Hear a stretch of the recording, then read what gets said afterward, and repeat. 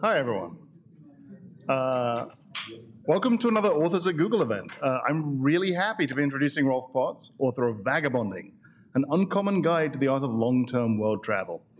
Rolf has reported from 6 continents and more than 50 countries. He's written for channels as varied as National Geographic Traveler, The Guardian newspaper, Slate.com, and NPR. He's won Lowell Thomas Awards from the Society of Travel Writers no fewer than 3 times, and been described as a Jack Kerouac for the internet age. The San Francisco Examiner said of him, he's been drugged and robbed in Istanbul, checked out brothels in Cambodia where prostitutes are identified by numbers, and shopped for donkeys in the Libyan desert. Rolf Potts usually has an interesting answer to the mundane question, so what did he do today? I'm happy to say that today Rolf is here with us at Google's New York office, so instead I'll ask, Rolf, where have you been and how did you get there?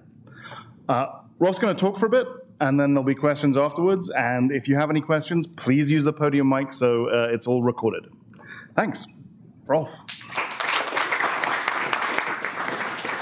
Thanks, Alexander. I actually have just been in Europe for the last 6 weeks. I spent the last month in France. I teach a little nonfiction writing class there. I was also in Russia and Prague. My parents came out to Paris to see me. It was their first time in Europe, so I sort of had that role reversal that happens when your 60-something parents are traveling for the first time. I was sort of in the parent role. I'm going to talk a little bit about my book, which is Vagabonding, an Uncommon Guide to the Art of Long-Term World Travel. Vagabonding is about travel. It's about taking time off from your normal life to travel in earnest. It's not just a vacation, but it's a deliberate time off from your life to travel slowly and deliberately and soulfully. And at the philosophical heart of my book is sort of the idea that time is all you really own in life, and everybody's born rich in time. And unless you're spending your time in a way that is in tune with your dreams, and specifically your travel dreams in this case, then maybe time is something you should reconsider. So I'm going to read a little bit from my book to sort of give you a context of what the book is about. I'm going to take you through a few slides from my own travels, and hopefully that'll get you thinking about your own travels, and I can take some Q&A questions that you might have about travel or long-term travel or things like that. So I'm going to read you from a chapter from the very beginning of my book. It's called Declare Your Independence. And the epigram is by Walt Whitman from Song of the Open Road, who says, "From this hour I ordain myself loosed of limits and imaginary lines, going where I list, my own master, total and absolute, listening to others, considering well what they say, pausing, searching, receiving, contemplating, gently but with undeniable will divesting myself of the holds that would hold me back." Of all the outrageous lines one hears in movies, there's one that stands out for me. It doesn't come from a madcap comedy, an esoteric science fiction flick, or a special effects-laden action thriller. It comes from Oliver Stone's Wall Street, where the Charlie Sheen character, a promising big shot in the stock market, is telling his girlfriend about his dreams. He says, "I think if I can make a big bundle of cash before I'm 30 and get out of this racket, I'll be able to ride my motorcycle across China." When I first saw this scene on video a few years ago, I nearly fell out of my seat in astonishment. After all, Charlie Sheen or anyone else could work for 8 months as a toilet cleaner and have enough money to ride a motorcycle across China. Even if they did not yet have their own motorcycle, another couple months of scrubbing toilets would earn them enough to buy one when they got to China. The thing is, most Americans probably wouldn't find that movie scene odd. For some reason, we see long-term travel to faraway lands as a recurring dream or an exotic temptation, but not as something that applies to the here and the now. Instead, out of our insane duty to fear, fashion, and monthly payments on things we really don't need, we quarantine our travels to short, frenzied bursts.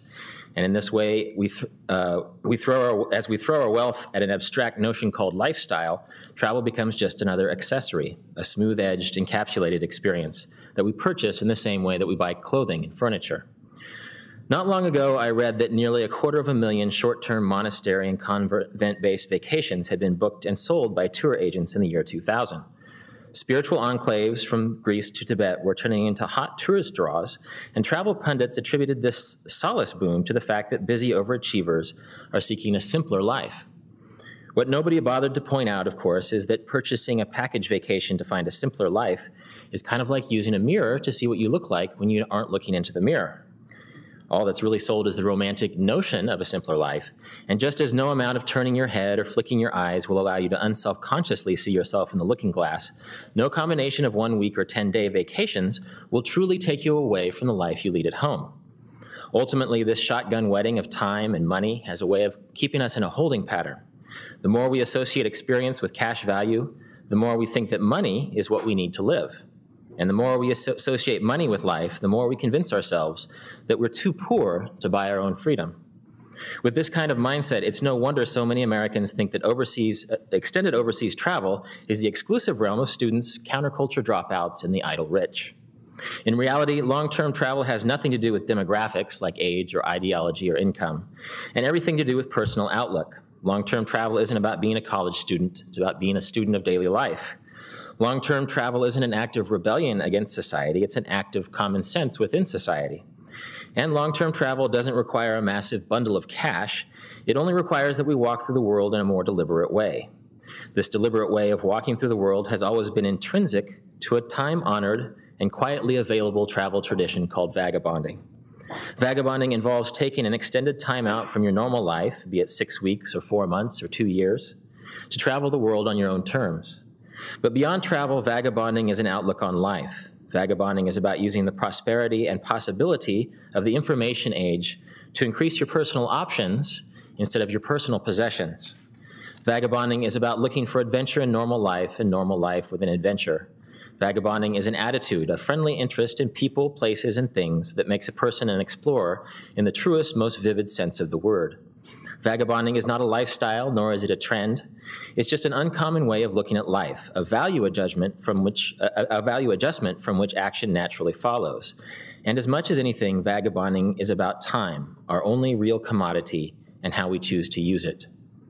Sierra Club founder John Muir used to express amazement at the well-heeled travelers who would visit Yosemite only to rush away after a few hours of sightseeing.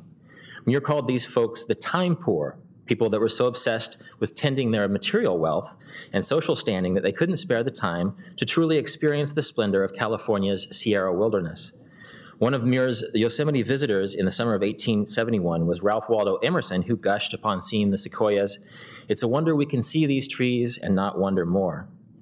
But when Emerson scurried off a couple of hours later, however, Muir speculated wryly about whether the famous transcendentalist had really seen those trees in the first place. Nearly a century later, naturalist Edwin Way Teale used Muir's example to lament the frenetic pace of modern society. "Freedom as John Muir knew it," he wrote in his 1956 book, Autumn Across America, "with its wealth of time, its unregimented days, its latitude of choice, such freedom seems more rare, more difficult to attain, and more remote with each new generation." But this lament for the deterioration of personal freedom was just as hollow of a generalization in 1956 as it is now. As John Muir was well aware, vagabonding has never been regulated by the fickle public definition of lifestyle. Rather, it has always been a private choice within a society that is constantly urging us to do otherwise. And this is a book about living that choice. I'll tell you a little bit about my own story, how I got into long-term travel. Because I'm a professional travel writer, people tend to romanticize what I do. They sort of have this Indiana Jones idea of what I do, and they sort of romanticize how I could possibly have gotten into that. So when I was on my book tour, I always started by showing him this picture of myself. Whoops. From high school.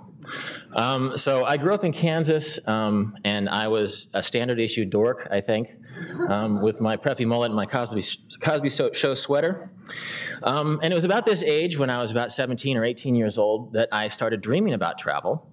But in the context where I grew up, travel was something that's reserved for retired people. We're hardworking Midwestern people in Kansas, and there's this idea that travel is something you do when you turn 65, or something you do on 2-week vacations. My grandfather was a farmer in Kansas, and if anybody had earned his retirement, it was him. He farmed since age 15. When he retired, my grandmother got sick, and he really never left the county again. So I realized at a very young age that if I was going to travel, I would have to do it while I was young. So after college, I worked for 9 months as a landscaper in eastern part of Seattle. I think Microsoft, mowing the lawns of Microsoft employees, I think is basically what I was doing. And I outfitted a VW Vanagon with a bed, which you can sort of see in there.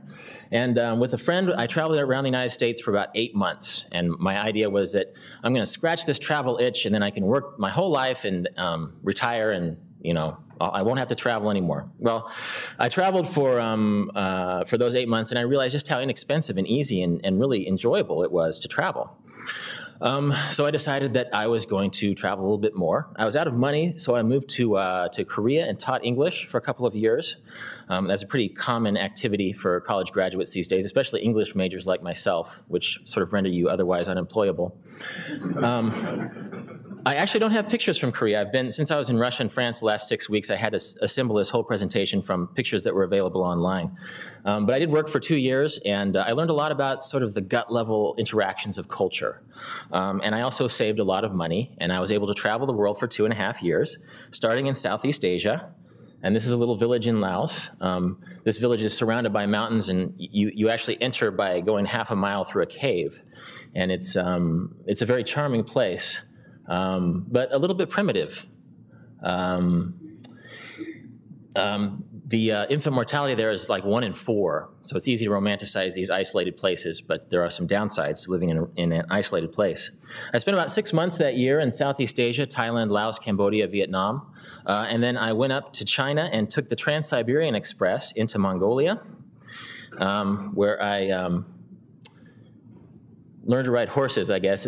This actually looks like a pony, but all the horses are quite small. The Mongols conquered half the world on horses that were this size. And this is one of the very dilettantish things I did. Over the years, I've learned to windsurf on the Sea of Galilee, and I've been scuba diving and surfing, and I never did become a good horseman. But I got to experience in Mongolia. And the Mongolians are a really interesting and tough breed of people. It's one of my favorite places in the world to visit. After that, I landed in Moscow and St. Petersburg. I hitchhiked my way across Eastern Europe, made my way down to the Middle East, where I hiked around across. This is the Great Sand Sea in Egypt. It's part of the Libyan desert, which is itself a part of the Sahara Desert. And I just wanted that feeling of emptiness. So some of my best adventures had very vague inspirations. So I just wanted to walk out in the middle of nowhere. I also went to Israel. I walked across Israel, and this was in the year 2000. And I wanted to sort of establish myself as someone who is like politically neutral, as someone who wasn't really pro-Palestinian or pro-Israel. And actually, believe it or not, in the year 2000, wearing a cowboy hat could infer that you were politically neutral in Israel. So I put on the cowboy hat and to declare my neutrality and walked across Israel and had an amazing experience there. After that, I took a freighter to India, took a freighter ship, stopped in Saudi Arabia, and went to the Kumbh Mela, which was on Allahabad. It's a big Hindu pilgrimage. There were 70 million people who came over 6 weeks that year. It was the biggest gathering of human beings on the planet. It actually looks a little empty in this because there were only 10 million people when I was there. So this is like 7 miles from the middle, and if you look behind me, it's just a big mass of humanity. I also went to Varanasi, which is the holy city in the Hindu tradition, and it's really amazing to visit because the religious tradition there goes back 5,000 years, and 5,000 years ago, you had religious traditions that are in museums now, like the old Greek oracle gods and the Egyptian gods that you see in museums. But the religion they've been practicing in Varanasi hasn't changed that much in 5,000 years, so it was a really fascinating place to be.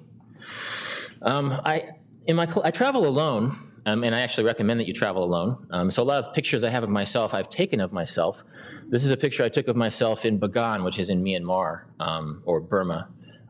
There's some old monuments there and really an amazing place. I actually bought a Chinese-made bicycle for $40 and rode my way through Burma for a month. And here's some monks. Most Burmese people, most Burmese young men are committed to spending some time as a monk while they're young boys. And they didn't have movie theaters in this town. It's called Pukoku. It was a small town, but they have a little video room, so these monks are peeking in on some sort of movie in there. Also, while I was there, I volunteered some time teaching English. My students took me to the Buddhist monastery where they're having what was called a pui, or a festival. And one of the things that happened during this pui was a transvestite cabaret. It was actually very strange to be sitting in this temple full of families and monks, and to see these men come out and lip sync to Bahama Mama. So you never know what you're going to find when you slow down and travel that way. This is also in Myanmar. Beaches, I guess, are sort of idealized in travel culture. Everybody wants to find the perfect beach, and I found that you don't have to go very far to find a beach that you can have to yourself. I went kayaking in the islands of southern Burma and really had a great time. So that year, I taught 2 years in Korea, and that earned me enough money to travel 2.5 years around Asia, and then I became a full-time travel writer. And since then, I've been to places like South America. This is Torres del Paine in Chile. I went there on a Land Rover expedition out of Mountain View, California, actually, where Google is headquartered. This is Cusco in Peru, which is an amazing place. Cusco is very near to Machu Picchu. And some people talk about going to these vaunted wonders of the world and being disappointed, but Machu Picchu is one of those places where it's hard to be disappointed. It's a very amazing and beautiful and visceral experience, which I enjoyed immensely. I also went to the Carnival in Rio. That's me on the left, with my friends from San Diego. And believe it or not, we wore these costumes and nobody looked at us because we were sort of in the drunk foreigners part of the parade. And we like had the boringest costumes of anybody there. And of course, we were surrounded by these beautiful women dancing on these parade floats. Carnival in Rio is another experience that some jaded travelers will say, oh yeah, it's over-commercialized. But I thought it was just remarkable. The production value is just amazing, and it's certainly worth attending. And we actually won, no thanks to the drunken foreigner section, but we actually won the Samba parade. We were the Beija Flor, the Hummingbird Samba School. And this is in Greece. This is the Greek islands. I went sailing on magazine assignment there a few years ago. Last fall, I went to Australia, where in South Australia, I went kangaroo hunting with some Aboriginal people. Which is kind of interesting. I'm from Kansas, my uncles hunt. But there's something different about hunting like doves or deer and hunting kangaroos, which are these very anthropomorphic creatures. And so this guy actually shot him in the haunches, and then he's actually holding a rock, so he killed him with that rock. And it was actually a little bit heartbreaking because these kangaroos look so human when you see them. But Aboriginals have been living on kangaroos for 20,000 years. So this guy eats a couple kangaroos a week, and it's a tradition that's probably longer than any human culture in the world, where they've been living a steady lifestyle out in the outback for years and years and years and years. This spring, some of my more recent travels before I went to Russia and to France, I went to Cuba this spring, ostensibly to learn salsa, and I ended up learning the bagpipes. So the Cubans told me I moved like the Terminator, so that didn't bode well for salsa, I think. And believe it or not, they have a bagpipe tradition in Spanish-speaking countries. And this is an Asturian bagpipe. If you've seen the Highland, the Highland Scottish bagpipes, they have 3 drone pipes, and they're much bigger. But it was actually a really amazing experience. And actually, the bagpipe players in the States are usually like middle-aged guys or something. But like these are hipsters. These are like Williamsburg hipster kids who play the bagpipes in Havana. And I just had the greatest time. I hung out there for a month and learned to play a passable bagpipe. Anyhow, that's just a quick sort of overview of the travels that I've been to. But following on to my book, and I know that I think we ran out of books. If you go to vagabonding.net, you can find the website with more information about these. And I think most boarders have my book as well. But let's talk a little bit about your travels and questions you might have about your travels. And let's do that right now. Does anybody have a question for me? Apparently, we're supposed to use the mics in the aisles here. Actually, I have several. Okay, fantastic. When you're traveling, what do you do in case you get hurt? What kind of documents do you carry? Stuff that makes really good sense if you're moving from place to place and you don't have a steady spot to roost at. Right. Well, naturally, you carry your passport and your basic forms of ID. Believe it or not, insurance companies, they sell insurance for long-term journeys. And the main type of insurance you'll need is basically sort of disaster insurance. You'll want insurance that will get you helicoptered out of a place if you get in really bad trouble. Believe it or not, well, I guess now that we have this Michael Moore movie taking the rounds. Healthcare is very cheap in other parts of the world. I was deathly sick for 6 days in India, and I was just dragging myself around. And I sort of had this instinctive aversion to seeing a doctor because I grew up in the States. So I dragged myself to this hospital in Pushkar, just thinking I was going to spend all my travel money. And the doctor just rolled his eyes at me, gave me some medicine. It cost $1.35, and I was fine. So, so I guess. Don't be afraid. And in fact, I was sick in France last month, and a doctor's appointment and medicine was about $60. That's including the doctor's referral and antibiotics and things like that. So, for your basic healthcare, medical insurance specifics aren't even worth the deductible. The emergency evacuation type insurance. Did that answer your questions? Mostly, yeah. Okay. Well, Can you talk about the language barrier when you're traveling for that long a period of time? And another aspect of that question, I'm curious to hear about attitudes towards you as an American since 9/11. Okay. I'm probably the best example of how you can overcome the language barrier because of all my talents in the world. Learning foreign languages is not one of them. And that was something that made me really nervous when I was younger. That's one reason why my first big journey around the United States, because I was afraid of that language barrier. Fortunately, English is the second language of choice worldwide. And if you just learn to speak slowly and clearly, then many people can be understood. Young people around the world are learning English, so if you're stuck in some town someplace, just go up to a high school student or a college student, and usually they'll know enough English to get by. And sign language and face pulling can get you a long ways. I just spent the last month in France. My French is not very good, and the French don't really like to speak or learn English, but we got by. And I encourage you, even if you go to a place for 6 months, it's hard to become fluent in a language in that short of amount of time. But just get a phrase book and learn about 50 simple phrases. Learn the numbers, hello, goodbye, thank you. And remember that language is sociolinguistic. For example, in France, it's a much more formal culture. So saying hello and saying ma'am and sir is a lot more important. And the French people who have a reputation for being rude are actually very sweet and nice. If you just throw out some pleasantries, and if you say a clumsy bonjour, monsieur, you'll say it bad enough that they'll understand you can't understand their language, but they'll appreciate that formality. So I encourage you all to just be brave with that and try your best. And people really enjoy you taking the effort. And if you can say hello in their language, you're doing better than the last 9 tourists who came through, and they'll reach out to you. So, Ed, did you have another question? 9/11. It's interesting. I haven't noticed. Actually, I saw a big change in the attitude that people had towards Americans. Not so much after 9/11, which elicited a little bit of sympathy. But actually, when George Bush took office, people were really nervous about him.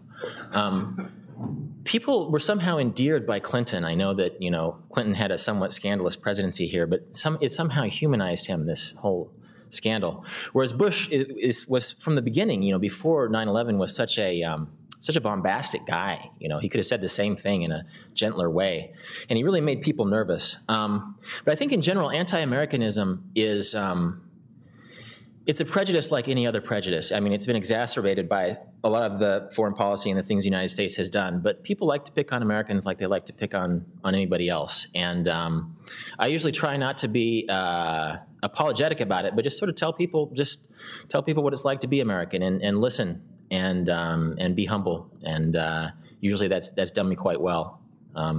Sometimes the worst way to react is try to preach at people, we're not that bad. But that's another way of being a loud American bully. So I think the best thing is just to listen and interact and sort of gently correct people's misperceptions about the United States, because they have a lot of misperceptions about the United States. You've been question? Yeah. I actually kind of took your advice before I even knew you were giving it. Like the last 2.5 years, I actually have been vagabonding myself. I've been back in the States a couple months now. But I went around the United States for about 4 months. Then I traveled around the world. I went to Australia, Southeast Asia, Nepal, Philippines. Got back in December of last year. And I guess, it was great. It was amazing. I mean, I don't have any logistical questions or anything like that. My question for you is sort of like, how do you, you go to a place, you showed Laos, right? You go to Laos and it's sort of on the backpacker circuit. And you go to these places and you end up in a place and you're sort of hanging out with Europeans and Americans and Canadians, anyone who's rich enough to travel there. You're not, and you're just drinking. So you go to Laos and you drink with some people, and you go to Vietnam and you drink with some more backpackers. You go there, you're not really experiencing the culture. How do you stop? How do you get away from like being a tourist? Is it even possible to not be a tourist, not be like some kind of? I kind of felt like I was intruding almost. I've been to some of those villages you showed where it was like 1 in 4 mortality rate, and you make enough in a day that these people make in a year, and you get the other side of it. They're not exposed to you and your culture, and you're kind of bringing that to them, and they're getting something out of that. But how do you get away? How do you find a place where you can actually feel like you're part of it, or can you even do that? Well, that's a good question, actually, and I completely agree. And I talk about this in the book a little bit. There's this tourist and traveler distinction that we always talk about. But the people who are self-identified as travelers have their own tourist cliches. I mean, they go to Laos and they go on a little opium trek and they'll smoke opium in the forest, or they'll go to Thailand. And it's like everybody goes to these meditation retreats. And actually, near the place where I wrote this book, in Surat Thani, there's a meditation retreat that was so popular with backpackers and backpackers all wanted their pictures taken with these monks. I guess it sort of made them feel more hardcore because, I wasn't a tourist. I went hanging out with monks, but they all wanted their pictures taken. So as part of their little meditation program, the monks just got sort of used to getting their pictures taken. So backpackers and budget travelers fall into their own cliches of travel, and I agree. The simple answer to your question of how to get off the tourist trail is just walk 5 blocks in any direction from the tourist trail, which again can include groups of European backpackers, getting drunk and telling stories. That's a very comfortable bubble to be in. But just go to villages that aren't in the guidebook. Take a map and go to a new town. The tourist trail is a pretty pinched line, and that backpacker horde or that tourist bus horde, they tend to go to the same destinations in every place. And I'm not going to knock that. I just traveled with my parents, and they wanted to see the Mona Lisa. They wanted to see Versailles in France. But even if you are on the Champs-Élysées in Paris, which is a tourist mall these days, walk for 15 minutes in some direction, you'll find a quieter neighborhood. So it's a lot about self-initiative. It's about not being afraid to engage people whose language you might not speak, and just sort of being independent, not only of tourism, but of independent travel culture. Is that Yeah, but then how do you you're still the white guy? Well, I guess walking around. I mean, you sort of have to come to terms with the fact that you are a guest. I mean, you could live in a place for 10 years and you're still going to be the white guy. Yeah. And I mean, there's enclaves of cities in the Middle East where Armenians have been for 20 generations, and they're still the foreigners. They're the Armenians who are living in a Turkish city. So. I think it's unrealistic to think that there's some sort of ideal role that you play. You're always going to be the guest. You're always going to be thankful for hospitality. There's always going to be a little bit of tension that you, by virtue of your birth, are wealthier than some of these people that you're with. And how do you reconcile that when you're gallivanting around and see these people who are, in dire poverty? I would just be realistic about your role. I think there seems to be this compulsion to feel guilty, and then there's also these little subsets of activities that you fall into when you feel guilty about going to a place. And you can make a small difference as you go into places, but people who've worked for Peace Corps NGOs realize that you can't be too ambitious about saving the world. You have to realize, the smallness of what you can actually do, and just realize that interaction is good. I mean, these people have things to offer you from a poorer and more simple perspective, and of course, you have things to offer them as well. And it's hard to idealize in one way or the other. Simplicity is a great virtue. I think we as wealthy Americans idealize simplicity, but again, you have places where infant mortality is 1 in 4, and you would probably like some sophistication, at least in healthcare. So I guess there's no easy answer. I mean, I can't say this is how you should act, and it's certainly an individual thing. But don't get too caught up in the rhetorical act of things, and just sort of enjoy the hospitality and the new experience. And I think people will learn from you as you learn from them. Hey, can I ask you something else? Sorry. Let's. Okay. Well, okay. One more. Okay, yeah. So, you're a travel writer, so you can work while you're traveling. For most people, they got a job, and if theoretically they would leave for a time, for a couple years. But then there's always the coming back. because I don't know, humans need, I don't know, I think most people need like a home base, a place to feel where they belong. And that might be hard. You travel for a couple of years and, you know, you get in that mode and you feel like traveling, you come home, it doesn't feel like home anymore. What do you, I mean, do you not need that? Or have you come into a situation where, well, you went home and, you know, you can't really fit in anymore. And now what do you do? I think that's another individual thing, that some people just constitutionally are more bound to home. And I try to discourage sort of comparison morality. I mean, some people feel perfectly comfortable traveling for 5 years and not having a home. Some people travel for 6 weeks and they have it out of their system. And I don't think that it should be a contest where one way of traveling has more virtue than the other. I traveled for about 8 years without a home, and it eventually sort of began to wear on me a little bit. I was thinking I was going to get this big tattoo on my arm with like roots going down and leaves of grass going up to symbolize my lack of home. And then eventually I just bought some property. And I bought it in Kansas, actually. I got 30 acres for less than you could get 800 square feet in Upper Manhattan. So I think you sort of create your own space, and there's no universal answer. Some people can take their work on the road with them, and tech people certainly can to some extent. And so you just sort of have to make your own way, and there's no one perfect example. And I try to discourage people seeing me as a travel writer as being the perfect example. I actually travel less than a lot of people who are Forest Service workers or professional jugglers or strippers or tech IT people who actually travel more than me because they're not forced to stop and write about it all the time. And they're not forced into certain journalistic roles. They can just do it in a more wide open way. But I appreciate your questions. You get these, when you travel for a long time, sometimes the hardest thing can be reconciling your experience with coming home. Yeah. So. Just two quickies. The first is, if you're out there someplace and you go, gee, there's nothing in my wallet, I kind of need a few bucks. What do you do? Second is, how do you find your methods of transport? If you're on a tramp steamer someplace, you have to know that it's going there, and you have to be able to get on. So those are my two questions. Okay. Well, I guess it's good to keep track of how much money is in your pocket. And not just your pocket, but your money belt and your hidden pocket and the little hidden place in your backpack. It's good to spread your money around in case you get your pocket picked or something. When I started traveling in earnest about 10 years ago, traveler's checks were the big thing. You always turn in your money for traveler's checks. You very rarely see people using traveler's checks anymore because ATMs are everywhere. And they may not be in the middle of nowhere, but you just have to realize if you're going to go to the middle of nowhere, one, everything's really cheap in the middle of nowhere, having been there many times. Two, just get a wad of the local cash and spread it out, across your person, and just keep track of how much money you have. And actually, I found in those middle of nowhere places that tend to be a little poorer, people are really generous anyway. So if you are completely out of money, somebody who makes $20 a year will probably put you on a bus and full of chickens and send you back to the city where you can get more money. And what was your second question? How do you find your methods of transport? Okay, I encourage everybody to use travel guidebooks. That's one tip. Travel guidebooks usually have transportation recommendations.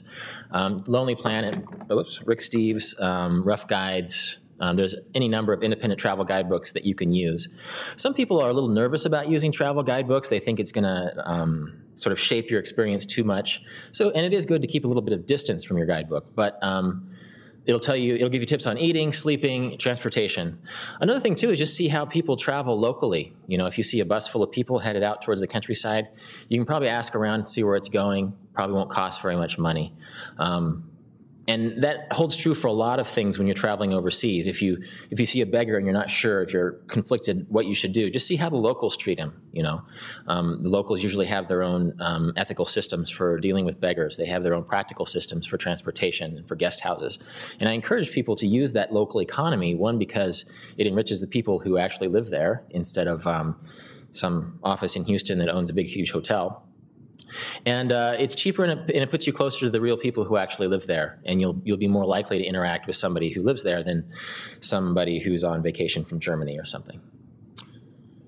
More questions? Yeah.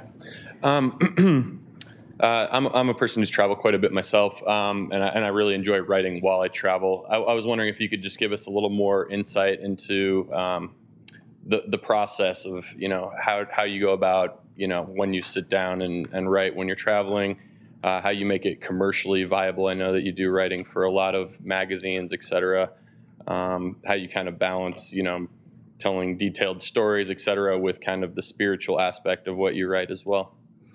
Yeah, well, I guess one way I can make a living for myself is not through the sacks and sacks of money that magazines give me, because that just doesn't exist, but through simplicity. Like I said, I got land in Kansas. I didn't get it in Tribeca. And I just don't own very much. And I've chosen to sort of shift my life so that it involves less things and more free time. And that's sort of at the philosophical heart of my book. And then writing-wise, the travel writing market is very competitive. It's growing because of internet publications. And it's sort of split. You have what's called the service or news part of travel writing, which is basically advice on where to go, what to eat, which destinations are hot and which destinations are not. And then, as you said, the more spiritual, personal, narrative-driven type of travel writing. It's much harder to sell stories in that narrative niche of travel writing, and I feel pretty lucky to have sort of gotten my foot into that door with Salon.com about 10 years ago, back when there was still a market for that. If you're looking to get your own foot in the door, I would start with service articles, which are sort of these how-to articles. That gets your foot in the door, and it's really a relationship-driven business. Once an editor likes you and knows your work, they'll go back to you. And another thing, too, is you have to keep traveling. A lot of people dream of becoming travel writers because they think it'll allow them to travel. That just doesn't happen. You have to become an expert at travel. You have to travel so much, or travel to one place so much, or travel in a certain way so much that you are an expert and you can write with authority. Because if you don't, and if you can't, then somebody else is going to do it, because it's such a popular profession. Sure. You said before that you prefer to travel by yourself. Mm-hmm. And can you tell us why? And my second question is, do you think as a woman is as easy to travel by yourself? I mean, would you recommend it to women too? Okay. I recently had a trip to Cuba, and it was probably the worst idea to travel by myself. Yeah. Really difficult. You're probably very popular. Yes. Yeah. They have what are called jineteros and jineteras. I was very popular in Cuba too. So there's sort of a hustler economy there, because it's one of the best ways to make money in Cuba. Traveling solo. My first trip around the United States, I was so nervous that I did most of it with a friend, and that was cool. But I realized there were so many times when I was traveling that I wanted to be alone, and I realized that when I travel alone, I was much more open to other people and new experiences. And not all people have the personality to do that, and I don't say that it's right or wrong to travel alone or with other people. But I've found in my own experience, and I've found that a lot of people who've traveled a lot enjoy traveling solo, because it just gives them more options, and they're not bound to the whims of their travel partner. And if you feel lonely and you're traveling, it's not that hard to find friends. I mean, you can go to those German backpackers that are drinking beer in Laos and have buddies for the next week, and then if you want to ditch them, you can ditch them. Whereas if you bring your own friend and say, I don't want to talk to you for 2 weeks, you might hurt their feelings. Whereas, whoever you run into on the road, they're used to it. It's a very fluid social atmosphere there. And as far as women traveling solo, that's a tough one, because it can be a sort of a patriarchal world, and women can feel intimidated. But women do travel solo successfully and often. I have about 3 pages dedicated specifically for travel tips to women in Vagabonding, and I encourage you to look at that. But a lot of it is just sort of being aware of where you are. A lot of women run the risk of getting sexually harassed in conservative cultures, and in such a situation, it's good to sort of read up on the culture and find out, oh, wait, my miniskirt is giving these guys the wrong idea, And from a North American feminist viewpoint, you sort of like the idea that you can wear your miniskirt and people should leave you alone. But in India or in Syria or places like that, people just aren't used to this. And sometimes, just for your own peace of mind, maybe you should shift some fashion. You can also, in terms of safety, it's easy to find people to travel with too. You can start out by traveling alone. If you go to a place like Cuba, find some other traveler and say, "This is Bob from Germany. He's my husband," and then you won't get harassed as much. So I encourage women to travel alone. Don't be naive. Don't take unnecessary risks, but use common sense, and you can have an amazing time. And just as one final thought to that, I traveled in the Middle East for about 6 months 7 years ago, And I never quite had the experience that my female friends were having because they had access to the female side of Arab culture, whereas it was just culturally unthinkable for me to go and hang out with a bunch of women in Egypt, whereas the female travelers could hang out with women, no problem, or they could hang out with men too. And so there are some nice advantages to being a woman as a traveler. I just wanted to know, you're obviously very well traveled. I wondered if there's somewhere you haven't been, if you're planning on going, and I don't know what you can say about it. Yeah, well, in like big broad terms, I haven't been to sub-Saharan Africa or Antarctica. Although that's just big geographical terms. I mean, I spent 7 years in Asia, but I never went to any of the Central Asian republics, which are amazing places that I would love to go to someday. I didn't go to the Caucasus. I spent summers in Europe for the last 7 years, and there's still many European countries I haven't been to: Norway, Romania, Malta, places like that. So there's always some place you won't be able to go. You know, I lived in Thailand for 2 years, and there's so much of the north that I haven't been to yet. So I try not to be a country counter, and I try not to overthink it. But there's still places that really capture my imagination. You know, Cuba is a place I wanted to go so desperately for years, and that finally came true, and it was really worth it for me. Ethiopia is a place that I haven't been that I'd love to go. Madagascar, Antarctica for sure. And then even regions of countries that I've already been to that I want to go back to. Like I want to see more of Patagonia in the southern part of Latin America. I want to see more of India. I was in India for 4 months, and India is like its own continent. There's so much that I didn't see. And I think I have to come to terms with the fact that there's so much that I won't see. I read this thing about the world's most traveled man. He visited like 317 countries and territories in 2 years, and it's like, wow, you know, did you see anything, or did you just check out things off a list? So, yeah, I encourage people in the book, and I try myself. I'd rather spend 4 months really getting to know one place than racing through 12 countries. So, any other questions for me? Just on the thought of security, have you ever been to a place where you needed a weapon, or if you get mugged, like how you might react in that type of situation? Okay. If you get mugged, it's a bad idea to to have a weapon or fight back, because you know, even if you win this fight, you know, the odds are that the community will think highly of you. You know, laying some guy out, you know, is pretty low. I mean, you just law enforcement and social codes are just different, and if at all possible, it's good to avoid those situations. And it's better to lose the $20 worth of Lao kip in your pocket than try and fight your way out of it.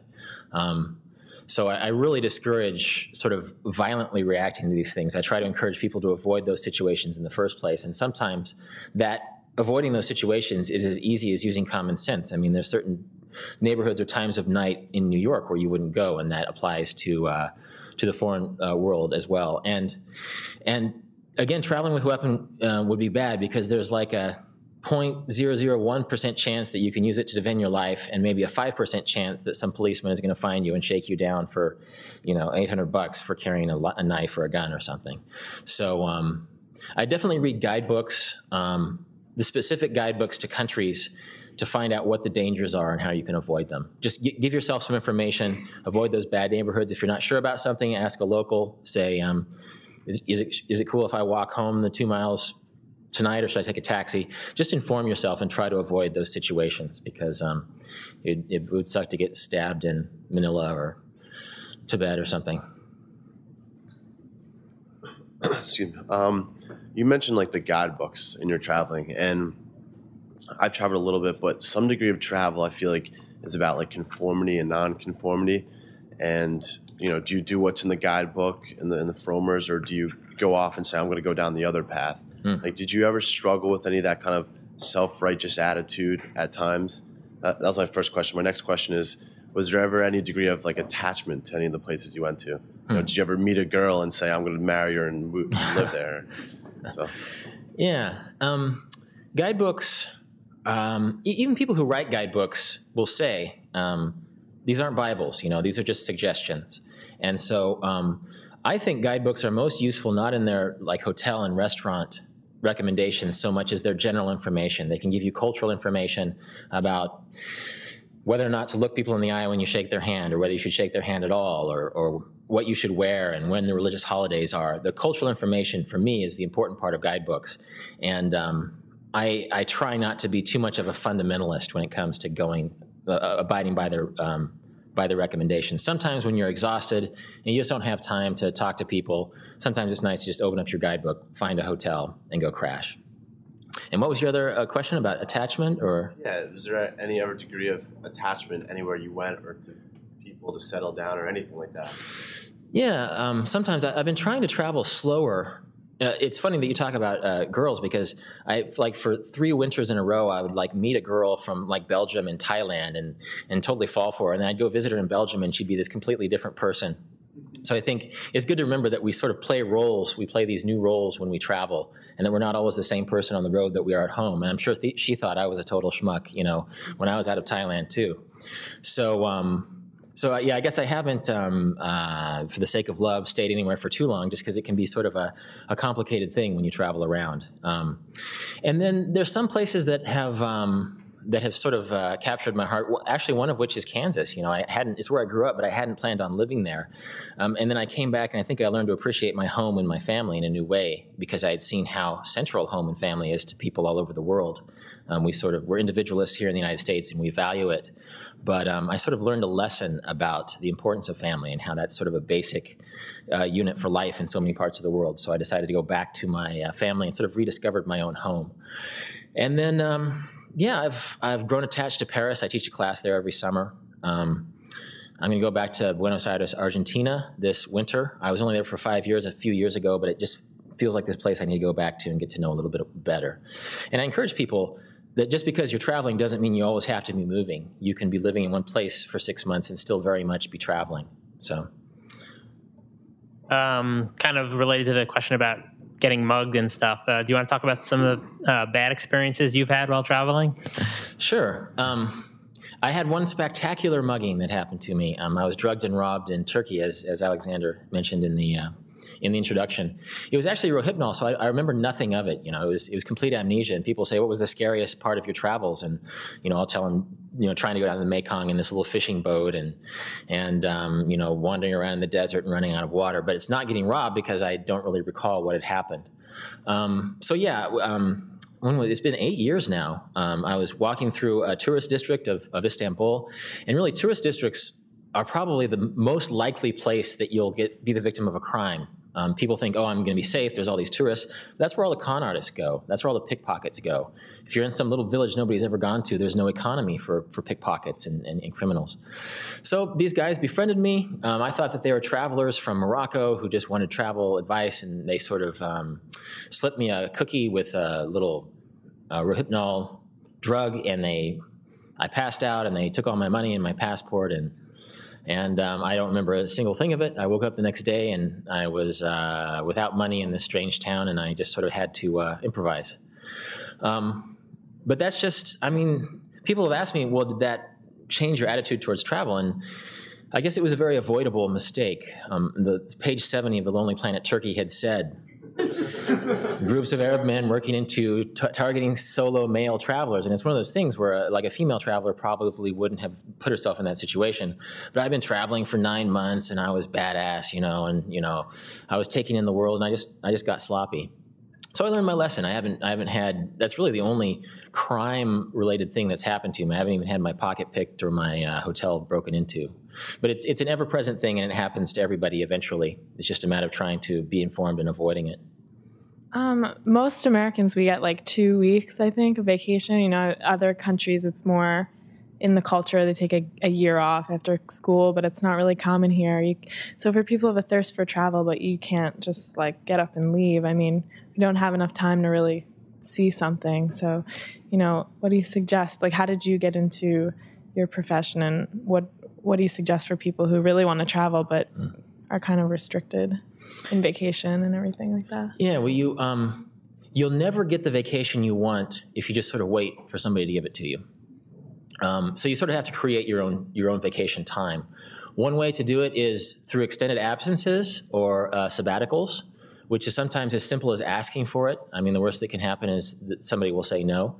Sometimes if you ask your boss for an extended leave of absence or a sabbatical, it's good to sort of prepare some information for them, explaining how you can, you'll be a better worker this way, or maybe you can do some remote work from the road. I have a friend who he lives in the South Bay, San Francisco, and does a lot of IT work. And he just he just went to his boss and said, "Look, I can be just as productive and 5 times as happy if I'm doing this in Rio." And he went there and he just made it happen. And he was productive, and he proved to his boss that he could continue to manage these accounts. And so now he's married a Brazilian and he's having a great time. So there's no easy answer, and every profession is different. I'm not even sure what it's like in Google, but if you're waiting for American vacation laws to improve, they'll probably never happen. So you sort of have to try and make space. I had a lawyer friend who was offered to transfer to another office that was sort of considered a hardship duty. He said, "Okay, I'll transfer up to that office. Give me 5 months off in between. You don't need to pay me. Just give me 5 months off for myself." And I met him in Jerusalem. He was off having a great time and traveling around, and it enriched him. Another thing is, don't be afraid to enable the Q word, quitting. I mean, it need not be this bridge burning experience. You can quit diplomatically and pick up your career later. You can put your travel experiences on your resume. And just because you're off traveling the world for a year doesn't mean you need to spend the whole time on some beach on the business end of a bong. You know, you can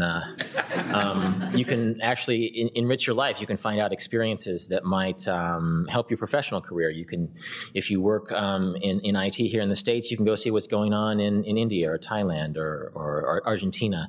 And I encourage people to mix up their travels, even do some volunteer work, just to enhance your life and enrich your life. And if you do that conscientiously, it's stuff that you can put on your resume so that when you do go back into the job world, you're not compromised.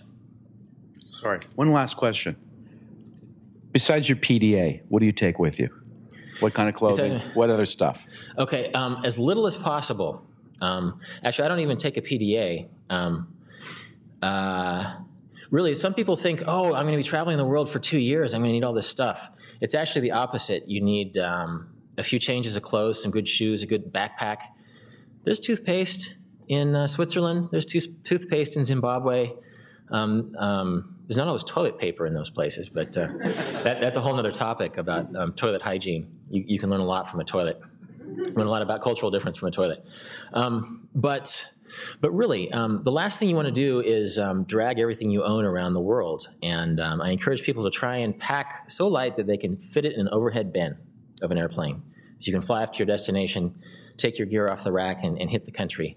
And it's hard to think that way because we're sort of surrounded by things in our home life.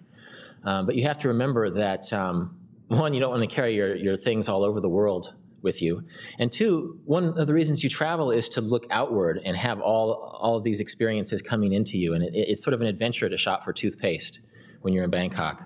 That's just part of the thrill of being places, is not having all these things to fall back on, not having your laptop and 50 DVDs to keep yourself company. Sort of having a minimum of filters between you and your experience just makes you more of an extrovert, and it throws you more into the culture of whatever place you're visiting. I have time for 1 or 2 more questions if somebody has. How do you stay motivated and excited about where you are? To travel? Yeah. I mean, you ever get like, you're like, oh, another desert, another mountain, another lake? That's a good question, because it's good not to get jaded. And sometimes it's good to stop traveling for a while. I think that's another reason why I like Kansas so much, is that I can go back to this home, which is not a tourist destination at all, and just sort of be still for a while and sort of and regain my hunger for new places. And it can be, if you're on that backpacker circuit, which is not a stereotypical tourist circuit that you're talking about, So you're drinking beers with Germans and Israeli and Australians and British people in all these different countries, but you're still doing the same activity. So I guess it's just you have to force yourself not to get jaded and not to fall into certain habits, because you have habits at home that make your life more efficient, but on the road, habits can make your life more efficient, but they can also get in the way of new experiences. So it's just a way of forcing yourself not to be jaded. And hey, if you're on the road for 18 months and you're just sick of this latest beautiful waterfall, and the last thing you would ever want to do is try and have a conversation in broken English or have another beer with another guy from New Zealand, go home.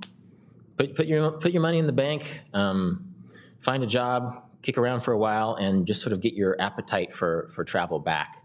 And I try to discourage the idea that there's some sort of pie-in-the-sky idea that you should be traveling all the time. It's very personal, and some people will be motivated to travel constantly, and some people can scratch their travel itch in a short amount of time, and they prefer to go back. And I think both ways are great. Just sort of follow your own calling, but be true to the idea that that time is what really counts in life, and manage your time in a way that's good and enriching and beautiful.